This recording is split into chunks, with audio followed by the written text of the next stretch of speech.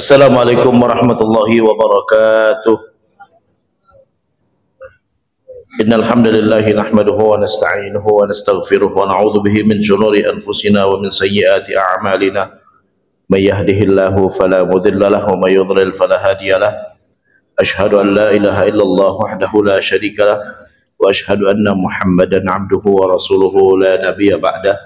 Sallallahu alaihi wa ala alihi wa ashabihi wa man tabi'ahum bi ihsanin ila yaumiddin, amma ba'd. Rabbi shrah li sadri wa yassir li amri wa hlul 'uqdatam min lisani yafqahu qawli. Bapak-bapak, ibu-ibu, para hadirin dan hadirat jamaah Masjid Asy-Syamil Sampurna Square yang dimuliakan Allah Subhanahu wa taala. Alhamdulillah, segala puji bagi Allah Subhanahu wa taala yang telah menganugerahkan kepada kita nikmat yang begitu banyak. Hingga siang ini kita masih diberikan kemudahan, masih dijaga iman dan Islam kita, hingga kita dapat menjalankan kewajiban kita, yaitu sholat zuhur berjamaah. Mudah-mudahan amal ibadah kita diterima Allah Subhanahu wa taala, amin ya rabbal alamin. Salawat dan salam taruh pula kita sanjungkan kepada junjungan kita, pemberi syafaat kita, Nabi besar Muhammad sallallahu alaihi wasallam, beserta keluarga, sahabat dan pengikutnya hingga hari kiamat. Hari ini saya akan membahas tentang fikih ijarah. Fikih ijarah itu jual beli jasa, bukan jual beli ijazah, bukan Mbak ya. Jual beli jasa ya. Saya tadi kalau kayak salah dengar jual beli ijazah gitu kan ya, bukan. Jadi jual beli jasa. Pertama adalah ijarah, jual beli jasa dibolehkan. Hukumnya dibolehkan, ulama sepakat ya. Bahkan mungkin mata pencaharian manusia di dunia ini mayoritas jual beli jasa. Kita kerja di kantor jual beli jasa, tukang parkir jual beli jasa, ustadz jual beli jasa juga gitu kan, imam jual beli jasa juga, pengurus masjid jual beli jasa ya, servis bangunan jual beli jasa, renovasi rumah jual beli jasa, rata-rata jual beli jasa. Event organizer jual beli jasa juga ya, rata-rata orang jual beli jasa sekarang. Jadi Rasulullah dalam hadis pernah mengatakan ya, saat ditanya oleh sahabat ayu kasbin afdal, cara mencari nafkah yang mana yang paling afdal, Nabi menyebut amalur rajuli biyadih wa kullu bai'in mabrur. Seorang bekerja dengan tangannya itu menjual jasa, bekerja dengan tangannya, wa kullu bai'in mabrur, dan jual beli yang sah. Jadi dua mata pencaharian yang paling banyak di dunia ini adalah dengan menjual jasa dan menjual barang. Menjual jasa dan menjual barang.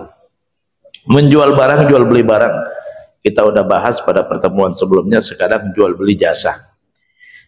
Hukum asalnya dibolehkan. Apa definisi jual beli jasa? Di dalam kitab fikih disebutkan definisi jual beli jasa adalah al-aqdu alal manfa'ah bi'iwad, yaitu transaksi atas manfaat dengan imbalan yang sudah ditentukan. Transaksi atas manfaat. Manfaat di sini ada dua macam. Ada manfaat tenaga, ada manfaat barang. Kalau manfaat tenaga seperti tukang pijit, ya, manfaat tenaga, tukang parkir, manfaat tenaga, guru, manfaat tenaga, ya, ustadz, manfaat tenaga, gitu kan? Karena tenaganya yang dibayar, tenaganya yang dibayar. Pekerja di kantor, manfaat tenaga. Adapun manfaat barang, misalnya nyewakan rumah, nyewakan payung, nyewakan motor, nyewakan mobil, manfaat dari barang. Jadi ada dua manfaat. Al-aqdu alal manfaah bi'iwad, dengan imbalan yang sudah ditentukan. Imbalannya udah ditentukan. Ya, kamu minta pijitin berapa, gitu kan ya? Minta renovasikan rumahnya, bayar berapa per hari, gitu kan? Minta semirkan sepatunya, berapa dibayar? Ya, suruh saya ngetik berapa dibayar per bulan, gitu kan? Suruh saya ngitungin duit, itu juga jasa juga ya. Jasa juga, ngitungin duit. Itulah kerjaan Nabi Yusuf dulu. Nabi Yusuf kerjanya apa? Tukang ngitung duit ya. Ij'alni ala khazainil ardi inni hafizun alim. Jadikan aku bendaharawan kerajaan. Tukang ngitung duit namanya. Ya, jasa tukang ngitung duit. Jadi itu termasuk jasa yang dibolehkan dalam Islam. Bahkan Nabi Yusuf yang sudah pernah menjabat tukang ngitung duit, bendaharawan ya. Jadi itu definisi daripada ijarah. Al-aqdu alal manfaah bi'iwad. ya, transaksi atas manfaat yang jelas dengan imbalan yang jelas. Apapun manfaat, baik itu manfaat tenaga ataupun manfaat barang, ya, karena manfaat ada dua macam. Apa dalil dibolehkan ijarah? Banyak sekali dalam Al-Quran dalil dibolehkan ijarah. Antara lain adalah di dalam Al-Quran Allah Subhanahu wa taala berfirman, fa in arda'na lakum fa'atuhunna ujurahunna. Jika mantan istri menyusuin anak kalian, beri upah mereka. Mantan istri. Jadi kalau mantan istri ngasih ASI ke anak kita, kita kasih upah karena dia bukan istri lagi, tidak punya hak lagi kita nyuruh-nyuruhnya. Tapi Ustaz kan anak dia. Bukan kewajiban dia ngasih makannya. Bukan kewajiban dia ngasih minumnya. Kewajibannya ada di bapaknya. Kalau dulu masih istri, inti berhak untuk nyuruh dia dan wajib dia taat. Tapi kalau udah bukan istri lagi, kata Allah, fa'atuhunna ujurahunna, kasih upah. Mau dibayar berapa? Ya, nggak bisa kita mengatakan anak ente, enggak. Bukan kewajiban ibu ngasih nafkah anak, bukan kewajiban ibu ngasih makan anak, bukan kewajiban ibu ngasih ASI sekalipun. Ya, dia ngasih ASI karena taat sama suaminya. Tapi udah bukan suami, mohon maaf, ini bawa pulang. Sana cari yang lain aja, ya. Fa in arda'na lakum, kalau mantan istri menyusuin anak kalian, fa'atuhunna ujurahunna, beri upah mereka, kata Allah. Wa tamiru bainakum bima'ruf, sepakatin baik-baik. Berapa upahnya? Sepakatin baik-baik. Mah, ya, anak ini kayaknya masih mau ASI dia, umurnya baru setahun. Walaupun kita udah pisah, kayaknya mending kamu kasih ASI aja dah, ya, kata istrinya. 10 juta dong per bulan, ya. Wa tamiru bainakum bima'ruf, sepakatin baik-baik. Wa in ta'asartum, kalau kalian menemukan kesulitan menyepakatin berapa upahnya, fasaturdi'u lahu ukhra, carikan perempuan lain, kata Allah. Ya, bukan kewajiban dia ngasih makan, ASI makanan, ya. Betapa banyak laki-laki yang nggak tahu itu, ya. Apalagi sampai istrinya pontang-panting nyarikan makan, ya, ASI saja yang dia nggak perlu beli aja, tidak wajib dia ngasih. Apalagi dia pontang-panting nyari makannya, ya, lalu suaminya nikah lagi, gitu kan, ya. Jadi nggak masalah suaminya nikah lagi, tapi ini tanggung jawab anakmu, kewajiban engkau menafkahinya. Jadi itu dalil tentang ngasih jasa, upah atas jasa. Jasa ngasih ASI anak, ya, walaupun anak dia sendiri, ya. Dalil yang lain, di dalam Al-Quran Allah bercerita tentang Nabi Musa alaihi salam. Nabi Musa, ya, inni uridu an unkihaka ihda ibnatayya hataini ala an ta'jurani thamaniya hijaj. Kata Nabi Syuaib kepada Nabi Musa, Musa, aku mau nikahkan engkau dengan salah satu putriku. Mas kawinnya adalah engkau kerja sama aku 8 tahun. Fa'in atmamta ashran famin indik, kalau itu mau genapkan 10 tahun ya terserah ente dah, ya. Artinya mas kawinnya kerja. Mas kawin itu materi, berarti kerja boleh dibayar dengan materi, gitu kan, ya. Mas kawin itu materi, ya. Mas kawin kan materi, 10 gram emas, 12 gram emas, ya. Nah, ini bayarannya mas kawinnya adalah kerja 8 tahun. Kalau per bulan 5 juta, Pak, setahun 60 juta. 10 tahun 600 juta, 8 tahun, ya, sekitar 480 juta, gitu kan, ya. Itulah mas kawin Nabi Musa dulu. Kalau 5 juta, 5 juta kecil, ya, yang kerja di Sampurna nggak mau 5 juta, Pak, ya.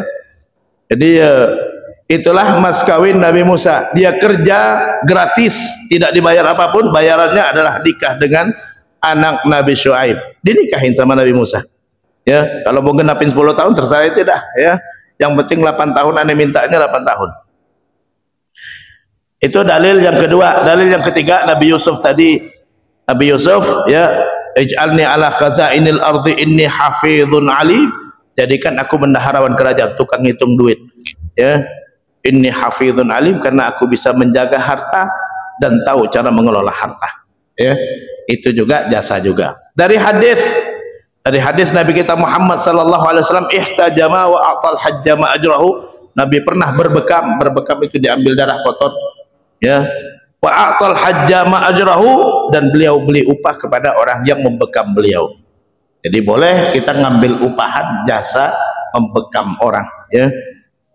Nabi kita Muhammad sallallahu alaihi wasallam juga di saat beliau hijrah dari Mekah ke Madinah, beliau mengupah Abdullah ibnul Uraiqid. Abdullah ibnul Uraiqid itu non muslim waktu itu, belum masuk Islam. Ya, Ustaz namanya Abdullah, orang Arab waktu itu sudah meyakini Allah, tapi yang disembah bukan Allah. Gak cukup dengan meyakini Allah saja, ya, harus nyembah Allah, gitu kan. Kalau meyakini Allah, Tuhan Allah, tapi tidak menyembah Allah, tidak dianggap muslim. Jadi namanya Abdullah ibnul Uraiqid. Abdullah ibnul Uraiqid waktu itu disewa oleh Rasulullah untuk menjadi penunjuk jalan ke Madinah, ya, itu diberi upah, ya. Yang ketiga, banyak sekali dari dalam hadisnya, ini hanya sebagian. Dalam hadis Nabi kita Muhammad sallallahu alaihi wasallam bersabda, "Man ista'jara ajiran falyu'allimhu ajrahu." Siapa yang mempekerjakan seseorang, jelaskan dulu berapa upahnya. Nggak boleh nggak jelas, syarat upah harus jelas, ya. Nah, itu beberapa dalil terkait dengan dibolehkan ijarah, dibolehkan ijarah. Dan ulama sepakat ijarah dibolehkan. Ulama sepakat ijarah dibolehkan. Rukun ijarah ada 4, ya. Semua transaksi harus ada rukunnya, harus terpenuhi 4-4-nya. Yang pertama, yang bayar, ya. Yang bayar siapa, ya? Yang bayar siapa? Yang kedua, yang ngasih manfaat siapa?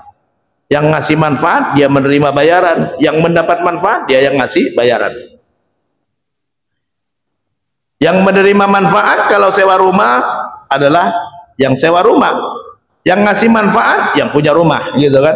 Jadi harus ada 2 orang yang bertransaksi. Yang ketiga, manfaatnya apa? Syarat manfaat, ya. Syarat manfaat adalah manfaatnya mubah, ya, manfaatnya mubah. Gak boleh kita nyewakan rumah untuk jadi gereja karena manfaatnya haram. Kalau menyewakan rumah, Ustaz, boleh nggak nyewakan rumah kepada orang non muslim? Boleh kalau sebagai tempat tinggal, karena tempat tinggal halal, tempat tidur halal, ya. Tapi kalau tempat ibadah agama lain, haram hukumnya. Nggak boleh kita sewakan rumah untuk gereja. Sewakan rumah untuk tempat tinggal boleh, karena tempat tinggal halal hukumnya. Jadi syarat manfaat adalah mubah. Kita ngambil upahan untuk mijit boleh, asalkan yang dipijit satu jenis kelamin, Mbak. Kalau yang dipijit beda jenis kelamin, haram hukumnya, ya. Hasilnya haram juga. Hasil dari manfaat yang haram, maka haram juga. Boleh nggak kita ngambil upahan sebagai debt collector? Boleh, asal jangan mukul-mukul, asal jangan menindas, karena menindas dan mukul-mukul haram hukumnya. Kalau itu dapat dari melakukan perbuatan haram, maka hasilnya haram juga. Boleh nggak kita dapat manfaat dari posting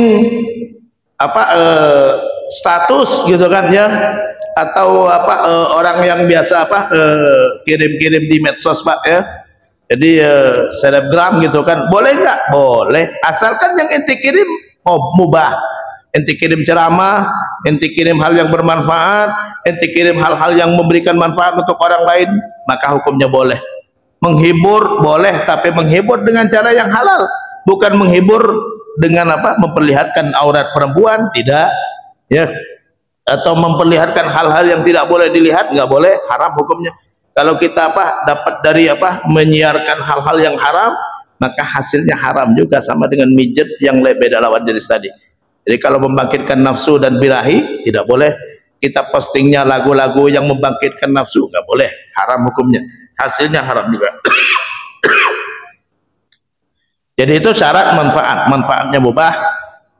Kalau manfaat mubah, hasilnya mubah, dan manfaatnya jelas, manfaatnya jelas, ya. Kalau rumah ditinggalin, kalau mobil dipakai, gitu kan, ya, kalau motor dipakai, gitu kan, ya, mijit dapat pijitan, itu manfaatnya. Mijitnya berapa lama, gitu kan, ya. Ada terapi pijat kaki, gitu kan, ya, boleh, selama yang mijit dan yang dipijit adalah satu jenis kelamin.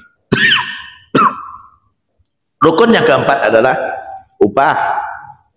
Harus jelas upahnya, harus jelas upahnya. Tidak harus upah dalam bentuk materi. Boleh upahnya dalam bentuk manfaat juga. Nabi Musa upahnya dalam bentuk manfaat, nikah dengan anak, gitu kan? Boleh upah dengan manfaat juga. Ente kerja, ente ambilin air saya tiap hari, saya ambilin ente kayu bakar tiap hari, boleh? Asalkan jelas. Gak harus dalam bentuk materi, boleh dalam bentuk manfaat juga. Jadi upahnya harus jelas, baik itu dalam bentuk materi ataupun dalam bentuk manfaat. Kalau dalam transaksi modern banyak sekali ijarah, ya. Kita buka rekening ada biayanya, itu ijarah. Boleh Ustaz, boleh. Itu penghasilan yang halal dari bank. Penghasilan yang halal dari bank, ya, kita buka rekening ada biayanya. Kita bikin kartu debit ada biayanya. Kemudian kita pegang kartu kredit ada biaya bulanannya. Kartu debit juga ada biaya bulanan. Itu semuanya halal. Ijarah semua itu. Karena kita dapat manfaat dari barang orang. Kita dapat manfaat dari barang orang. Kita buka rekening lalu kita dikasih buku, dapat buku, gitu kan? Kita pegang kartu ATM, kartu debit, gampang kita narik uang, dapat manfaat dari kartu yang punya bank tadi. Kita dikenakan biaya atau sewa tiap bulan. Kita dikasih kartu kredit dan kita dapat manfaatnya apa? Gampang ngutang-ngutang, nggak perlu datang ke bank. Ya, mau belajar, mau ngutang ke bank tinggal gesek, gitu kan? Langsung ngutang. Kalau kita datang ke bank, proses dulu lama. Kalau ini kan gesek, langsung keluar duitnya, ya. Nah, itu biaya kartu kredit, kartu debit. Kita transfer, ada biaya transfer, itu ijarah juga, upah juga. Sekali transfer 6.500, 2.500, gitu kan. Kita bayar listrik, itu ijarah juga. Kita bayar listrik ada uangnya. Kita bayar telepon ada uangnya juga. Itu adalah ijarah. Jadi itu transaksi perbankan yang pakai ijarah.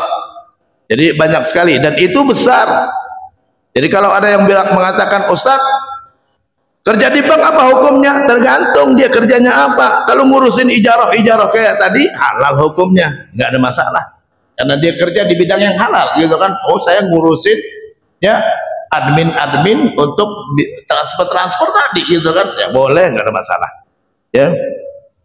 Jadi itu ijarah. Jadi dalam transaksi modern ya ijarah seperti itu tadi.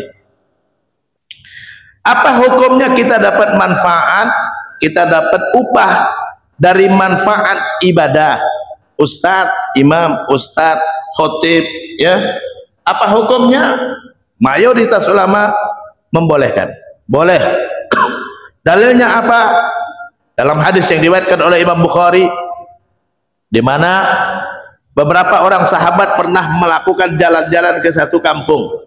Kampungnya di situ ada airnya, ya, digambarkan di situ fa atau alma. Lalu mereka datang ke tempat yang di situ ada airnya.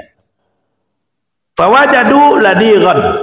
Lalu mereka mendapati di situ ada orang yang tersengat binatang yang berbisa. Lalu mereka tawarkan, siapa yang bisa ngobatin? Hal min raqin. Siapa yang bisa ngobatin orang yang terkena bisa binatang ini, binatang berbisa ini? Akhirnya ada salah seorang sahabat yang mencoba untuk menawarkan diri, saya akan mencoba untuk meruqyah. Raqin, ruqyah, mengobati dengan jampi-jampi. Akhirnya dia bacakanlah surah Al-Fatihah. Ini dalil kalau orang sakit dibacakan Al-Fatihah, Pak, ya. Kadang-kadang ada orang yang bilang, Ustaz, tartar Al-Fatihah, ini dalilnya ada di Sahih Bukhari. Hal min raqin, ada yang bisa meruqyah? Qala ana. Dia langsung mengajukan diri, saya bisa, saya coba. Akhirnya dia bacakan Al-Fatihah.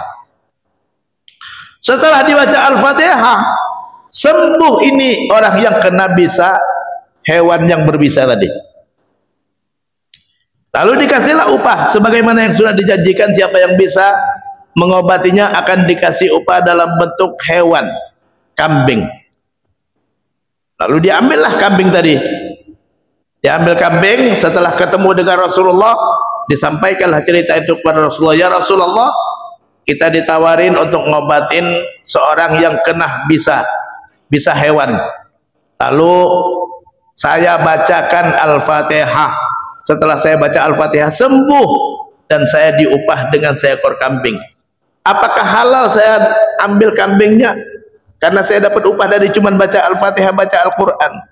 Faqala Nabi mengatakan, dan hadisnya ada di Sahih Bukhari, inna ahaqqa ma akhadtum alaihi ajran kitabullah, yang berhak kalian dapatkan upahnya adalah membaca Al-Quran. Jadi baca Quran boleh dapat upah. Kata Rasulullah, ya udah nikmatin kambingnya, jangan lupa ngasih saya paha atasnya ya. Kata Rasulullah, itu menunjukkan halal. Nabi sendiri mau ya, karena Nabi suka paha atas, Pak. Nah itu kalau ijarah dalam bentuk ijarah untuk yang ibadah ya. Dari situ ulama ngambil kesimpulan, mayoritas ulama, ada sebagian ulama yang nggak membolehkan, yang tidak membolehkan antara lain mazhab Hanafi dan sebagian dari mazhab Hambali. Dalilnya adalah di mana Rasulullah SAW pernah bersabda, dalil mereka yang nggak bolehkan, kata Rasulullah, wattakhidhu muadzinan la ya'khudh ala adhanihi ajran. Cari muazzin yang tidak minta upah ya, cari muazzin yang tidak minta upah. Nah di sini dengan hadis ini sebagian ulama mengatakan tidak boleh ibadah minta upah, gitu kan. Yang mana yang benar Ustaz? Ya, menurut saya adalah hukumnya dibolehkan, karena hukum asal muamalat adalah dibolehkan. Kalau ada dua dalil yang bertentangan, maka kembali kepada hukum asal, karena ini muamalat, hubungan antar manusia. Orang yang dibacakan ruqyah tadi dapat manfaat, orang yang didengarkan azan dapat manfaat juga, gitu kan. Tapi kata Rasulullah, cari muazzin yang tidak minta upah. Memang lebih afdal yang tidak minta upah, tak perlu kita jadikan duitnya, Pak ya. Tapi kalau dia minta upah, berhak juga dia minta upah. Kenapa? Karena ada manfaat yang dia berikan. Manfaatnya apa? Orang-orang tahu, udah zuhur, udah asar, gitu kan ya. Coba kalau nggak ada muazzin, ini udah asar belum sih? Udah zuhur belum sih, gitu kan ya. Jadi ada manfaat dari azan tadi. Jadi hadis tadi bukan berarti tidak boleh kita minta upah, tapi cari yang tidak minta upah. Tapi kalau seandainya perlu diupah, nggak ada masalah, karena Nabi nggak mengatakan tidak boleh minta upah, enggak, tapi cari muazin yang tidak minta upah, gitu kan. Setidaknya kita aman, nggak perlu menyediakan upah, gitu kan. Jadi bukan berarti dilarang ya. Jadi ijarah dalam hal ibadah dibolehkan ya, karena ada banyak di beberapa negara. Dulu saya di Maroko, Pak ya, di Maroko itu kalau ada kematian sama dengan di sini, Pak. Kalau ada kematian ngajikan juga ya, ngaji Yasin, ngaji ini sama ya, dan orang yang ngaji itu udah dibayar ya, dibayar. Orang yang ngaji itu udah dibayar. Dalilnya apa? Diambil dari hadis yang baca Al-Fatihah tadi ya. Jadi yang ngajinya udah dibayar, Pak ya. Yang ngaji banyak, gitu kan, kita datang, tamu datang aja, yang ngaji udah ada ya, yang ngaji udah ada. Jadi itu ada di Maroko dulu. Jadi jangan dikirain di Indonesia saja, enggak. Di Maroko pun ada orang yang ngaji kalau ada kematian, dan itu dibayar. Bahkan di Maroko itu ada namanya kuburan raja. Itu setiap hari orang dibayar ngaji ya, dibayar ngaji. Ustaz, boleh enggak? Kalau dia nggak ikhlas, mau dapat bayaran, cuma dapat bayaran. Kalau dia ikhlas ya, dibayar itu adalah nomor dua. Yang penting saya mau ngaji, gitu kan ya. Insya Allah dia dapat dua-duanya, dapat pahala dan dapat bayaran juga. Nah itu terkait dengan ijarah ya. Ada banyak kesalahan dalam ijarah. Ijarah itu ada dua macam. Pertama ada ajir khas, ada ajir am. Ada ajir khas, ada ajir am. Ajir khas itu orang yang bekerja pada waktu tertentu yang sudah ditetapkan waktunya dan dia harus hadir terus ya, bekerja pada pihak tertentu atau orang tertentu atau instansi tertentu. Seperti orang kerja kantoran, dia kerja pada orang tertentu, instansi tertentu, dan sudah ditetapkan waktu kerjanya dari jam sekian sampai jam sekian, dari jam 8 masuk pulang jam 4, gitu kan. Ini namanya ajir khas. Ajir khas hukumnya tidak boleh nyambil, karena yang dibeli adalah waktunya. Mau dia di kantor kerja nggak kerja, tetap dibayar gajinya bulanan. Nah ini ajir khas. Ajir khas tidak boleh nyambil sama sekali. Kalau dia nyambil, hasil nyambilnya itu haram buat dia karena waktunya sudah dibeli. Waktunya sudah dibeli. Ada kasus, ada orang yang kerja, ini ada yang nanya saya Pak, ada yang kerja di kantor Pemda DKI. Ya, ada orang yang nanya, dia kerja di kantor DKI Ustaz, jam 8 dia datang langsung absen, langsung dia pergi lagi nyambil, sambilannya sabetannya di luar banyak Pak, pulang jam 4 nanti dia absen lagi ya, absen pulang ya. Ustaz, apa hukumnya? Hukumnya yang dia dapatkan di luar haram hukumnya, karena dia sudah mencuri waktu yang milik Pemda, karena dia harus ada di kantor, nggak boleh nyambil kalau di kantor, itu ajir khos. Jadi kalau kita kerja khusus itu nggak boleh nyambil, hanya boleh nyambil seizin yang ngasih upah. Kalau kantor Pemdanya mengizinkan, dibolehkan. Pegawai yang lagi nggak ada kerjaan nyambil di luar, ini baru silakan, tapi tertulis resmi.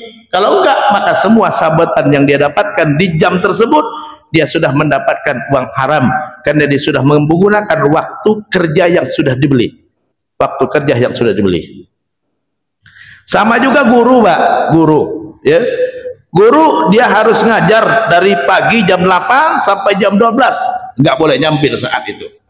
Ya, nggak boleh nyambil, dia harus kerja fokus. Kenapa? Karena sudah ditentukan jamnya, dan dia harus hadir, ada kerjaan, ada ngajar, nggak ada ngajar, tetap dia harus di kantor, maka nggak boleh dia nyambil. Kalau sabetan di luar banyak, tinggalkan pekerjaan, resign ya, ambil yang di luar, daripada apa ente tetap di situ, yang di luar haram jadinya. Yang di luar haram, kenapa? Karena ente pakai waktu punya orang yang dipakai. Siapapun yang bekerja, kata Rasulullah, kalau sudah ditetapkan waktunya, maka tidak boleh dia mengambil manfaat di luar upah resminya. Dalam hadis Rasulullah bersabda, hadis yang diriwayatkan oleh Imam Abu Dawud, kata Rasulullah, man ista'malnahu ala amalin farazaqnahu rizqan fama akhadha ba'da dzalika fahuwa ghulul. Siapa yang sudah kita pekerjakan dan kita sudah tentukan upahnya, di luar upah resmi dia dapatkan adalah uang yang haram, kata Rasulullah. Jadi siapa yang sudah dipekerjakan dan sudah ditentukan upah resminya, gaji bulanannya ini, tunjangannya ini, kalau ada apa lemburnya ini gajinya, kalau ini, di luar upah resmi yang sudah ditetapkan, tidak boleh diambil. Mohon maaf, ini bukan hak saya dosen. Saya saat membimbing mahasiswa udah ditentukan upahnya, uang bimbingan, uang sidang ada ya, uang gaji bulanan, uang tunjangan ada ya. Kalau mahasiswa ngasih skripsi di dalamnya ada uang, jangan diambil. Mohon maaf, saya udah diupah, udah dibayar di luar upah resmi, maka haram, kata Rasulullah. Nggak boleh. Wah, ini alhamdulillah bagus skripsinya ya, setiap halamannya ada 50.000-nya ya, nggak boleh, haram hukumnya. Haram dia dapatkan yang seperti itu. Kalau ada pegawai PLN yang ditugaskan di sini datang ke Masjid Asy-Syamil karena ada masalah di pelistrikan, itu sudah dibayar petugasnya. Nggak boleh kita kasih tips sekalipun, nggak boleh. Loh, kenapa? Karena itu di luar upah resminya. Karena dia sudah dibayar, ada uang kerjanya udah, ada uang lemburnya udah ada uang transportnya udah ada. Maka nggak boleh kita bayar di luar upah resmi, karena itu adalah korupsi. Dan itu ajir khos. Ajir khos nggak boleh nyambil kalau sudah ditentukan waktunya ya kerja ya. Ustadz, saya supir pribadi. Supir pribadi siapa? Orang. Boleh nggak saya nyambil saat saya nungguin dia lama banget gitu kan, saya mau jualan lah lewat online ya, boleh, tapi seizin yang membayar. Seizin yang bayar, Pak. Kalau saya nungguin Bapak kan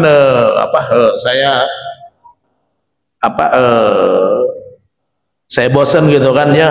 Gimana kalau nyambil jualan online gitu kan? Ya, oh ya silakan. Yang penting pas saya butuh kamu ada. Boleh. Tapi yang ngasih izin, yang ngasih upah, bukan orang lain. Yang ngasih upah, kalau kantornya dengan resmi, undang-undang resmi, bukan bukan itu adalah atasan, bukan, karena atasan pun termasuk orang yang dibayar juga, ya. Atasan, Ustadz, atasan saya mengatakan nggak apa-apa kamu mau nyambil, nggak boleh, ya, kecuali kalau kita nyambil sambil kerja itu hal-hal yang tidak ada upahnya. Nyambil baca Quran, aduh ini kerja lagi nggak ada nih, saya mau nambahin bacaan Quran aja, tidak boleh, karena nggak ada upahnya. Masalahnya di upahnya itu yang haram, di upahnya. Kalau kerjanya nggak ada upahnya nggak ada masalah, ya. Lalu pas lagi nggak ada kerjaan di kantor gitu kan, ya ada yang nanya nih, konsultasi Ustaz, nanya Ustaz ini apa hukumnya, nggak ada kerjaan, boleh silakan, nggak ada upahnya. Masalahnya upah itu yang masalah, ya. Nabi kita Muhammad SAW pernah suatu hari mengutus salah seorang sahabat bernama Ibnul Lutbiyah, hadis yang diriwayatkan oleh Imam Bukhari dan Imam Muslim. Jadi ngutus Ibnul Lutbiyah untuk ngambilin zakat ke rumah-rumah. Dulu zakat diambilin, ya, zakat itu nggak nunggu orang ngasih. Khudh min amwalihim, ambil, ya, dari harta mereka, sedekatan, zakat. Jadi zakat itu diambilin, bukan nunggu orangnya ngasih, bukan, ya. Kalau gaji mau langsung dipotong nggak zakat, boleh, gitu kan, nggak perlu minta izin. Harusnya dalam hukum Islam seperti itu, karena bukan uang dia, itu uang fakir miskin, harus kita kembalikan kepada orang yang berhak.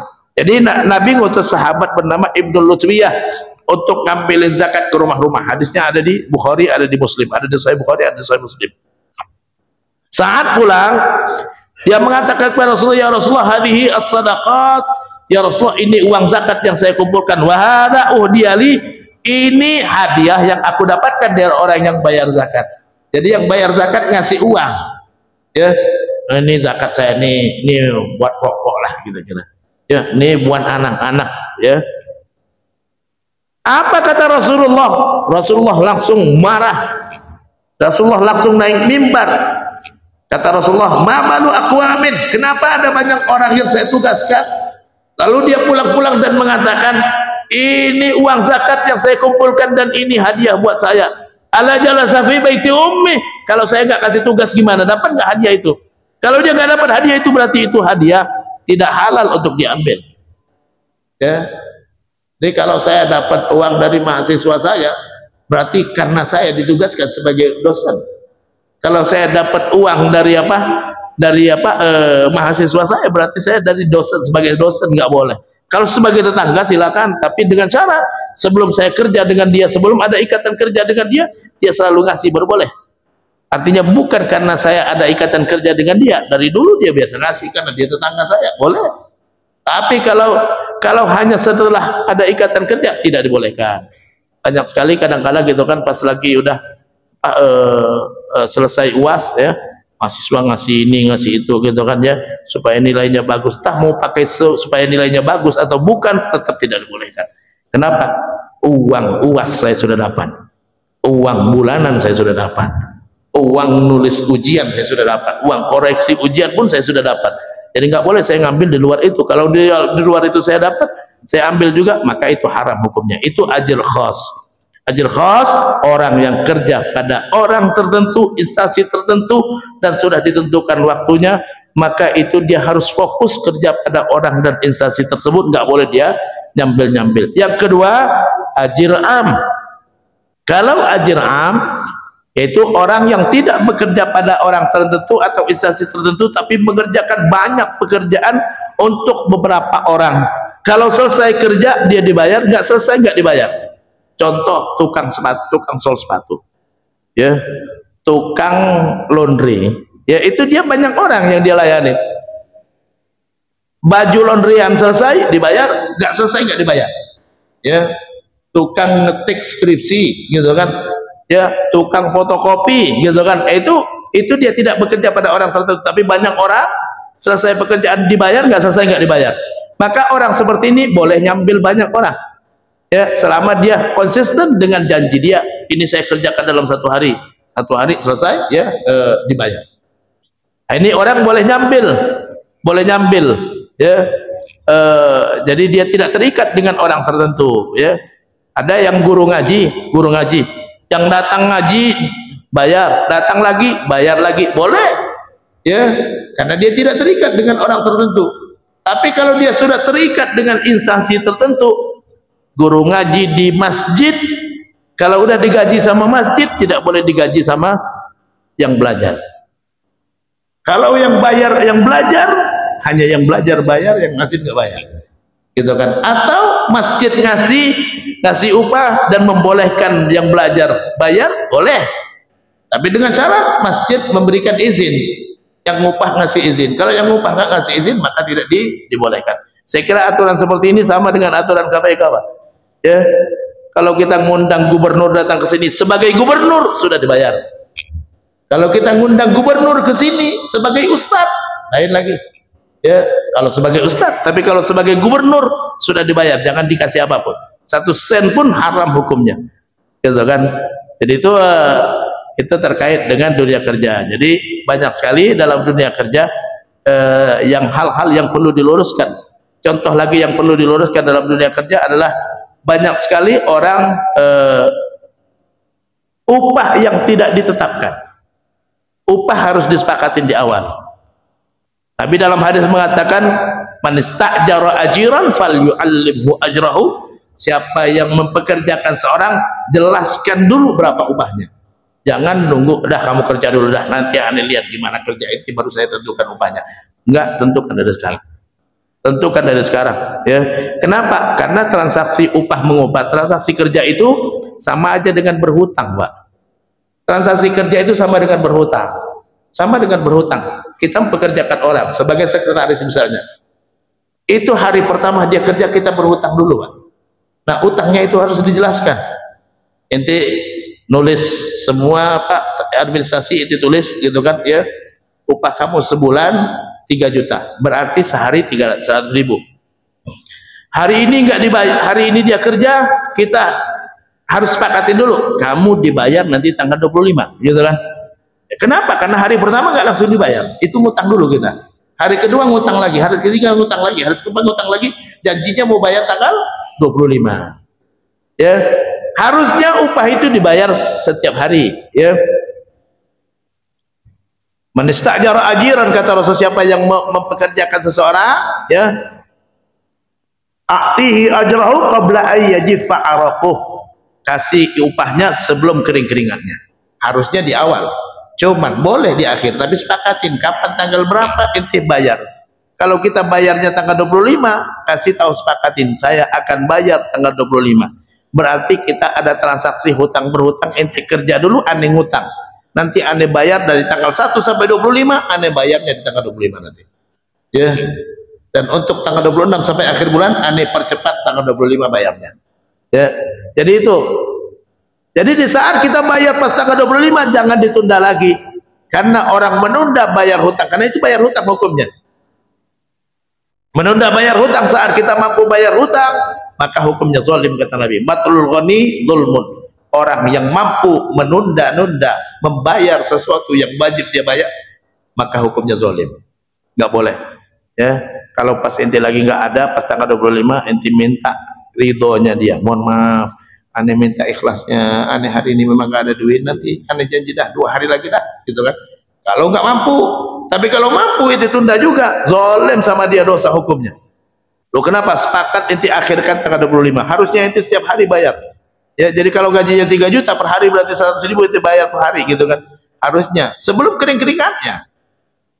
Tapi boleh dibayar di akhir, tapi kesepakatan, dengan kesepakatan aneh bayar di akhir.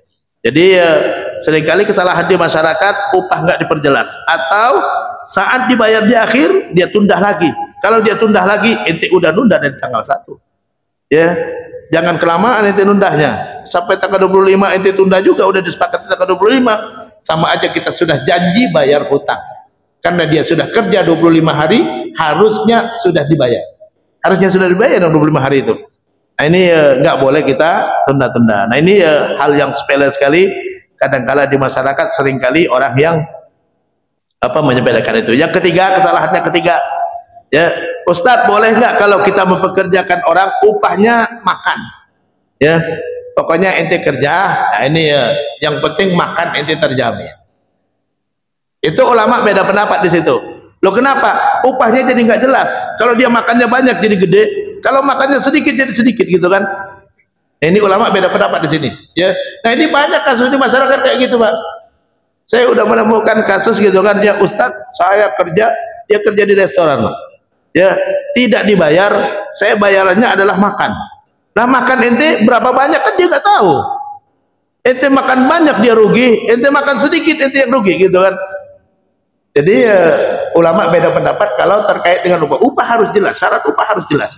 Jadi dijelaskan di awal berapa upahnya. Ya, walaupun ente belum kenal sama sekali sama dia. Ustadz kan kita nggak tahu cara kerjanya gimana, tentukan dari sekarang.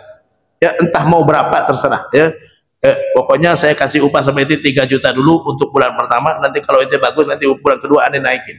Ya, jadi seperti itu supaya dia jelas kerja dan dia tahu berapa upahnya. Karena ini adalah transaksi. Dalam Islam nggak boleh transaksi yang nggak jelas. Nahan Nabi an bai'il gharar, Nabi melarang transaksi yang nggak jelas. Ya, nah itu upah mengupah ini tidak harus juga. Ya, seringkali di masyarakat kadang-kadang meremehkan kalau transaksinya itu antar keluarga, ya. Minta tolong serviskan handphone saya dong, gitu kan. Kamu kan pinter gitu kan ya. Walaupun keluarga, ini jasa dibayar nggak? Tanya dulu. Ya, kalau mau dibayar berapa gitu kan ya. Oh, pokoknya kalau bener bayar sekian, gitu kan. Kalau nggak bener nggak usah diupah. Ya, alhamdulillah kayak gitu. Jadi Nabi melarang transaksi yang nggak jelas. Jangankan sama keluarga sendiri, sama orang lain pun harus jelas. Apalagi keluarga. Kenapa? Karena kalau keluarga bisa mengorbankan hubungan keluarga, mengorbankan hubungan pertemanan. Ini udah capek-capek nggak dibayar nih, ya. Dia jangan seperti itu, ya. Panggil ustadz gitu kan, ustadz teman saya sendiri. Walaupun begitu, ya, ustadz, ya, tanya persis. Siapa tahu dia minta bayar kan, ya. Ustadz, kalau ngundang ustadz berapa sih, gitu kan? Ya harus jelas, jangan sampai samar-samar. Yang sama-sama lalu pas pulang assalamualaikum saja gitu kan ya, ini mana capek nih ya, bisa jadi gitu kan. Jadi hal yang sepele sekali, namanya manfaat ya, bermanfaat bernilai uang. Buktinya manfaat boleh dijadikan mas kawin. Nabi Musa menikah dengan anak Nabi Syuaib, mas kawinnya adalah kerja 8 tahun. Jadi artinya bernilai uang, karena gak boleh mas kawin kecuali dalam bentuk uang. Kalau manfaat boleh diganti dengan uang, kalau boleh dijadikan mas kawin, maka itu berarti bernilai uang. Maka tetapkan jangan samar-samar, walaupun teman sendiri, karena kalau dengan teman, dengan saudara, itu bisa mengorbankan hubungan kekerabatan, bisa mengorbankan hubungan pertemanan. Demikian, kalau ada yang bertanya silakan. Wassalamualaikum warahmatullahi wabarakatuh.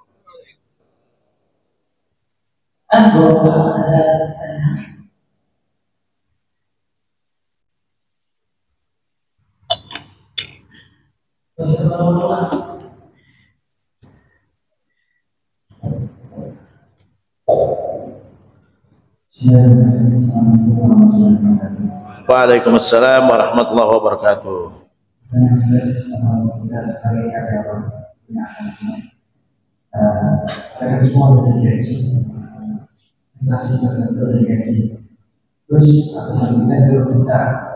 Atasan kita nyuruh di luar kerja. Oke. Tip.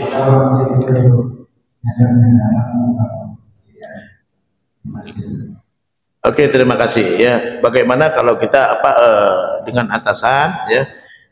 Begini, beda antara atasan dengan orang yang mempekerjakan. Karena atasan juga kadang-kadang dipekerjakan juga, Pak ya. Jadi kalau atasan kita termasuk orang yang bekerja juga, dia nggak punya hak untuk nyuruh-nyuruh di luar tugas. Nggak punya hak, karena ini orang udah dibayar waktunya oleh perusahaan, bukan oleh dia. Dia juga dibayar gitu kan. Dia nggak punya hak untuk nyuruh-nyuruh di luar tugasnya. Ya, dari jam berapa sampai jam berapa, kecuali di luar jam. Nanti jam 4 selesai kerja, kamu bantuin saya di rumah, nanti saya bayar. Ya, jadi seperti itu. Dalam jam kantor untuk kerja di luar kerja kantor nggak boleh, haram hukumnya dia nyuruh, karena dia juga dibayar. Dia juga dibayar, ini dibayar ya. Jadi waktunya milik kantor, bukan milik dia. Dia sebagai atasan, dia juga dibayar atasannya. Jadi ada dua kemungkinan, kecuali kalau atasannya yang bayar. Atasannya adalah yang bayar, ya, yang punya perusahaan, yang punya kantor. Ini baru ya dia punya hak karena dia yang berhak untuk memberhentikan, dia yang berhak untuk bayar, dia berhak untuk naikin, biar berhak untuk nambah.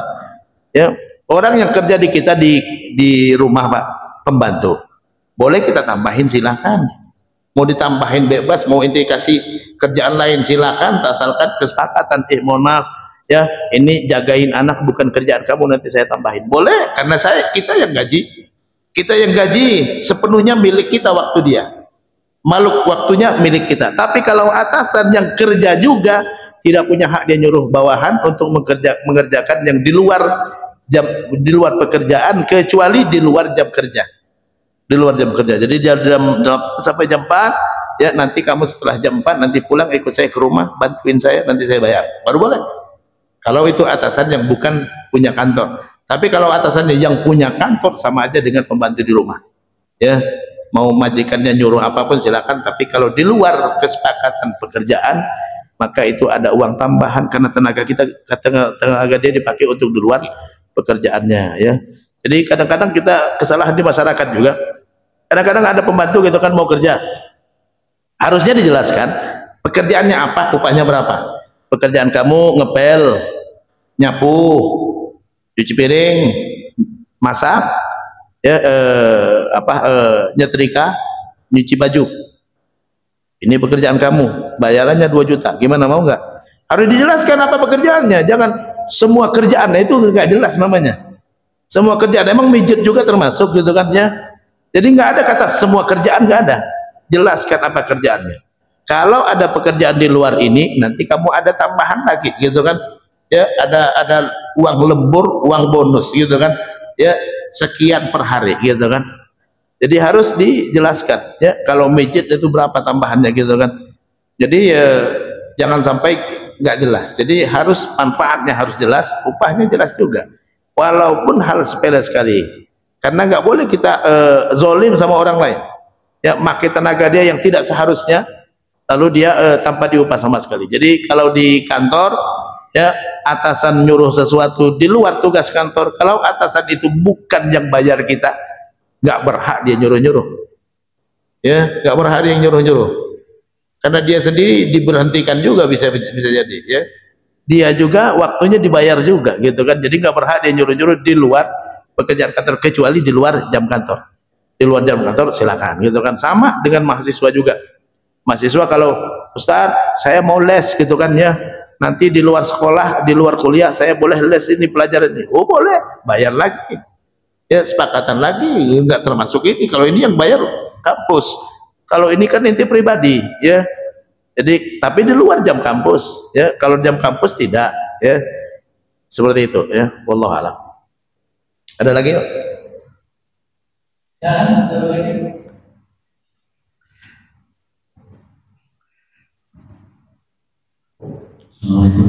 Waalaikumsalam warahmatullahi wabarakatuh. Bukan bangunan harian. Umumnya kan terjadi dalam bangunannya.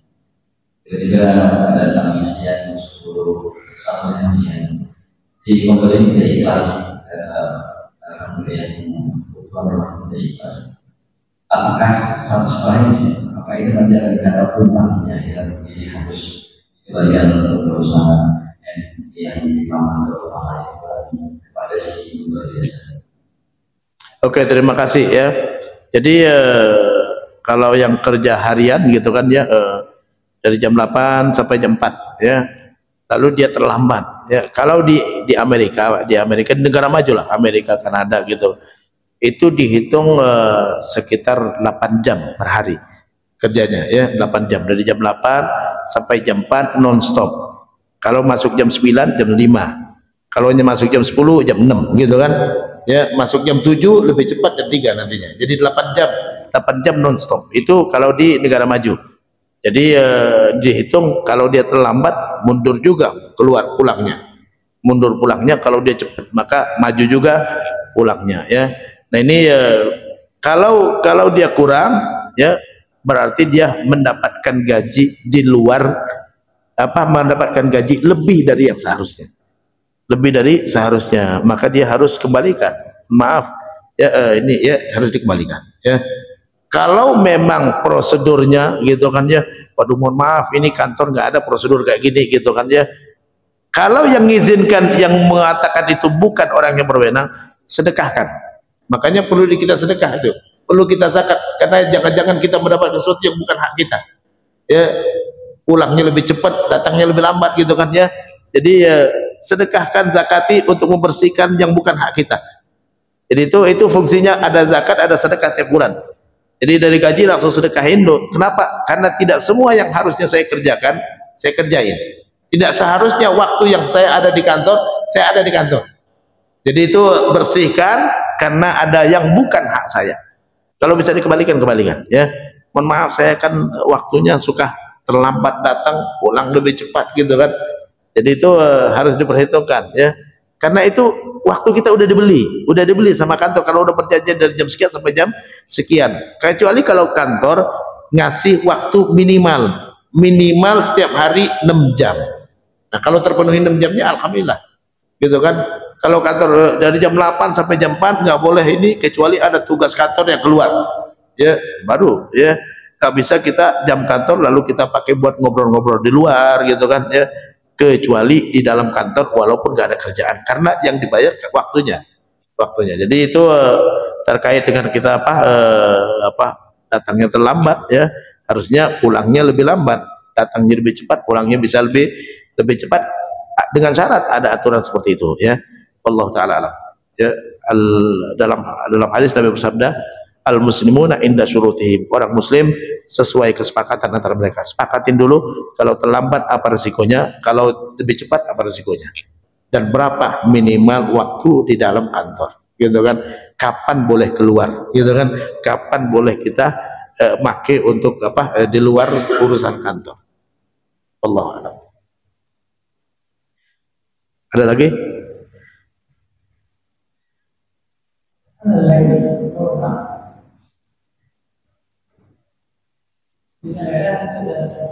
Oke, terima kasih. Mudah-mudahan bermanfaat. Yang benar dari Allah dan Rasulnya, yang salah adalah kekhilafan saya sendiri. Saya mohon maaf, saya mohon ampun. Ya, satu hal sebenarnya yang perlu saya tambahkan, ya, kita nggak boleh menggunakan fasilitas kantor untuk urusan pribadi, karena itu termasuk korupsi manfaat. Karena itu manfaat benda-benda kantor adalah untuk urusan kantor, bukan untuk urusan pribadi. Ya, ada fotokopi, kita fotokopi KTP buat urusan di luar, jangan.